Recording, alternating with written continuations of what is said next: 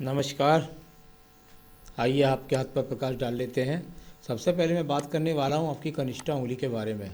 कनिष्ठा उंगली और ये बीच का थोड़ा सा गैप, स्वतंत्र विचार, तर्क शक्ति प्रबल, बुद्धि की कोई कमी नहीं, यारदाश्त की कोई कमी नहीं, जीवन में अपने व्यवहार अपनी भाषा से लोगों को आकर्षण करने का काम, पूरी की पूरी बुद्धि रेखा बिल्कुल बेहतरीन तरीके से ईश्वर ने आपको प्रदान की है। आइए बात करता हूँ आपकी सूर्य की उंगली की। सूर्य की उंगली यहाँ टर्न होकर के चली जाए।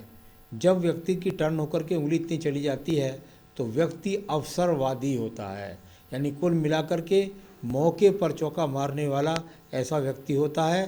साथ ही साथ अपने माता पिता से बहुत प्रेम करने वाला व्यक्ति होता है। भाई बहनों को भी साथ लेकर के चलता है, माता पिता की सेवा करता है। अगर पैतृक संपत्ति है तो उसमें किसी प्रकार का विवाद नहीं मिलता। शनि की उंगली की बात कर लेता हूँ। शनि की उंगली यहाँ अनुकूलता के साथ में एकदम खड़ी हुई है, यानी शनि की ढैया, शनि की साढ़े साथी महादशाएँ जब जब आपके जीवन में आएंगी तो आपके जीवन में सफलता आपको और भी ज़्यादा प्रबलता के साथ में प्राप्त होगी। ऐसा व्यक्ति राजनीतिक कार्य में भी रुचि लेता है, साथ ही साथ खेल के माध्यमों में भी रुचि लेता है। अब बात करूंगा यहाँ पर आपकी बृहस्पति की उंगली। बृहस्पति की उंगली जहाँ ईश्वर के प्रति आस्था को दिखाती है, तो ये नीचे की 4 लाइनें हाथ के अंदर ना हो या सेकंड पर भी आगे भविष्य में ना हो, ये ऐसी रेखाएं जब होती हैं तो विवाह में देरी के सूचक को दिखलाई जाती है। ईश्वर के प्रति तो आपकी पूजा पाठ को यहाँ पर पूर्णता के साथ दिखला रही आपकी उंगली है। छोटे बड़े लोग तबके के लोगों को अपने गले लगाकर साथ लेकर के चलने वाली आदत आपकी है। आइए बुध पर्वत की बात कर लेता हूँ। यहाँ बुध पर्वत ज्ञान का टावर होता है, यानी कुल मिलाकर के ज्ञान के टावर की रेखाएं, यहाँ ज्ञान का एंटीना यानी वहाँ पर लगा हुआ है। तो जब एंटीना लगा हुआ है तो फिल्म भी साफ होती है, संतान का सुख सहयोग भी मिलेगा, साथ ही साथ धन के आगमन अच्छी प्रकार से बने रहेंगे। इस प्रकार को दर्शाने वाली आपकी ये यहाँ पर रेखाएं भी मौजूद हैं। अब बात करूँगा मैं आपके सूर्य की उंगली और सूर्य के पर्वत पर यदि मैं देखूँ तो यहाँ पर इस प्रकार निकल कर के मंगल की तरफ से नीचे से आकर आने वाली रेखा और साथ ही साथ एक दूसरे मंगल से निकल कर आने वाली रेखा, यानी कुल मिलाकर के ये स्वतंत्र ट्रायंगल नहीं कह सकते, लेकिन ये वो रेखाएं हैं जो आपको आपके कार्य क्षेत्र में बहुत यश मान दिलाने वाली हैं। आपका नाम होगा आपके कार्य क्षेत्र के अंदर। बात करता हूँ आपके पास एक तीसरे पर्व की, जिसको बोलते हैं शनि का पर्व। शनि का पर्व धन का पर्व। एक रेखा जब आड़ी चली जा रही है, ये इसका मतलब होता है बड़े बड़े लोगों के साथ व्यक्ति के संपर्क होते हैं। धन के आगमन की बात करें तो जीवन के अंत तक धन के आगमन आपके पास निरंतर से यहाँ पर बने हुए हैं। अभी और भी बहुत अच्छी रेखाएं यहाँ खड़ी होने वाली हैं, अभी तो आपकी आयु बहुत कम है। अब बात करता हूँ यहाँ के बृहस्पति पर्व की। बृहस्पति का पर्व और बृहस्पति का कर पर देखूँ तो ये एक्स का चिन्ह यहाँ पर विराजमान है, यानी कुल मिलाकर के ऊपर की तरफ एक नीचे का एक्स और एक ऊपर जो एक्स है वो अपने आप में इस बात को बताता है कि आपके जीवन के अंदर आप बुद्धि की योजनाओं के द्वारा धन भी कमा पाएंगे, मकान भी बना पाएंगे, अच्छा लग्जरियस जीवन भी बिता पाएंगे। इस प्रकार के सिंबल यहाँ पर मौजूद है। अब अगली बात करूँ आपकी हृदय रेखा की। हृदय रेखा बहुत खराब हृदय रेखा जो जाकर के बृहस्पति के पर पहुंची और इस तरह से आड़ी रेखाएं और आगे को भी चली गई, यानी कुल मिलाकर के आपके जीवन में कमी रहने वाली है आजीवन। आपके पास में पत्नी के साथ में वैचारिक मतभेद, झगड़े, झंझट। कई बार तो ऐसे व्यक्तियों का विवाह भी काफ़ी देर में होता है, यानी 30 साल से भी प्लस में चला जाता है। तो उस चीज़ को या तो देरी से हो सकता है, अगर 32 साल तक उम्र हुई तो बाद में पत्नी के साथ झगड़े झंझट कम होंगे, अगर उससे पहले हो जाएगी तो ज़्यादा झगड़े झंझट होंगे। इस प्रकार के चिन्ह वर्तमान में हाथ में मौजूद हैं। बात करता हूँ आपके मंगल पर्व की। मंगल पर्व और मंगल पर्व से निकलने वाली रेखाओं का शनि रेखाओं के साथ, शनि पर्वत के साथ भी संबंध बना हुआ है, यानी कि जो आप मुझसे कह रहे हैं कि मैं जो है जीवन के अंदर क्लैट की तैयारी कर रहा हूँ, एडवोकेट बनना चाहता हूँ, तो उसका चिन्ह यहाँ ये शनि पर्वत और मंगल पर्वत से दोनों से ही इन्वॉल्वमेंट रूप में मिले। इधर द्वितीय मंगल पर्व से भी ये रेखाएं ऊपर को जाकर के आपके यहाँ सूर्य पर्वत के साथ इन्वॉल्वमेंट बना रही हैं, यानी कुल मिलाकर ये बुद्धि के लिए, ये आपकी जो एडवोकेट वाली जो तैयारी है उसके लिए बेहतरीन संकेत मुझे यहाँ पर मौजूद मिले, क्लेट की तैयारी करिए। निश्चित रूप से आप एडवोकेट बनने वाले हैं, इसमें कोई भी दो राह नहीं है। तो ये आपका कैरियर आपने बिल्कुल सही चुना है और इसमें आप पढ़ाई करिए, एलएलबी करिए, एलएलएम करिए और सफलता की सीढ़ियों पर चलते चले जाइए।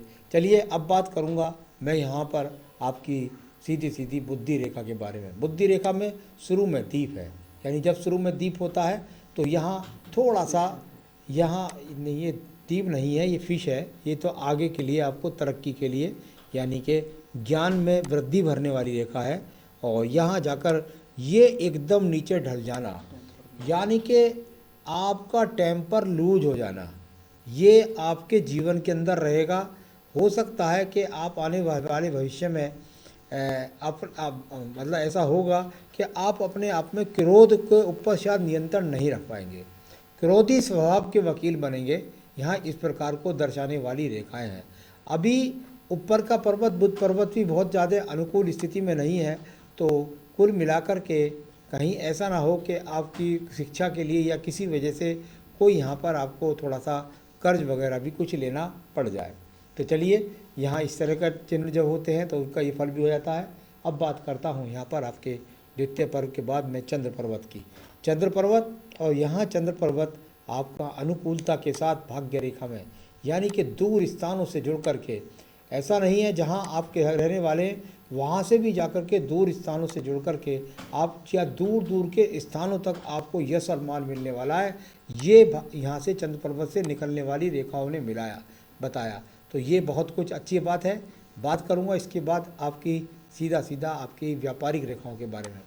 व्यापारिक रेखा, और व्यापारिक रेखा से यहाँ ऐसा लगता है जैसे शुक्र शुक्र पर्व से जब इस तरह की रेखा निकलती है, बहुत अच्छे संसाधन आप अपने व्यापार के द्वारा, व्यापार मतलब आपकी नौकरी, आपके ये व्यापारी है, वकालत करना भी अपने आप में व्यापारी है, तो इसके द्वारा आप बहुत अच्छी संसाधन बनाने वाले हैं। अच्छा मकान बनाएंगे, अच्छा वाहन लेंगे, अच्छी सब चीज़ें मिलेंगी, पत्नी भी बहुत सुंदर मिलेगी। तो यहाँ इस प्रकार के संकेतों को यहाँ पर ये रेखा शुक्र पर्वत से निकलने वाली रेखा ने भी बताया। तो चलिए, ये हो गया। अब मैं बात करूँगा भाग्य रेखा की। भाग्य रेखा, और भाग्य रेखा सीधी सीधी कई बार ऐसे देखने में मुझे मिला है कि जब ये इतनी प्रकार नीचे से निकलती है तो हो सकता है कि पिता भी इस काम से कहीं ना कहीं जुड़े हुए हों, ऐसा भी संभव हो सकता है। साथ ही साथ यदि ऐसा संभव नहीं है तो परिवार का बहुत भरपूर स्थिति के साथ में आपको सपोर्ट मिलता है। ये निकलने वाली मणिबंध से जो भाग्य रेखा आई थी उसने बताया, नीचे से जो निकल करके आई है। यानी कुल मिलाकर भाग्य रेखा कहीं से कहीं तक टूटी नहीं है, यानी निरंतरता के साथ में शिक्षा खत्म होने के बाद धन के आगमन निरंतर रूप से बहुत अच्छी स्थिति के साथ में बने रहेंगे। तो चलिए, ये भी आपको बता दिया। अब बात करता हूँ आपके शुक्र पर्व की। शुक्र पर्व, और शुक्र पर्व पर कई एक्स बन गए, आज की स्थिति में बन रहे हैं अभी सही। तो ये अपने आप में वही एक्स के चिन्ह हैं जो आपके जीवन में आपको पत्नी के साथ वैचारिक मतभेदों को अगर ये बने रहे तो और भी, और ऊपर वैसे मुझे पक्के चिन्ह और भी मिल गए हैं, तो वो तो मैंने बता ही दिया। विवाह लेट, और यदि लेट ना हो तो पत्नी के साथ वैचारिक मतभेद, तो वहाँ आपको नियंत्रण रखना है। पूरे हाथ में मैंने सारी रेखाओं को देख लिया। मैं आयु रेखा के बारे में बात करता हूँ। आयु रेखा यहाँ कुल मिलाकर के बहुत बेहतरीन, यानी 77-78 वर्ष की तो अभी बन गई है, आगे भी ये रेखाएं बढ़ती रहती हैं, तो आयु रेखा की कोई प्रॉब्लम नहीं है। अंदर संजीवनी रेखा की रेखा भी है जो आपको झगड़े झंझटों पर विजय भी दिलाप कराएंगी।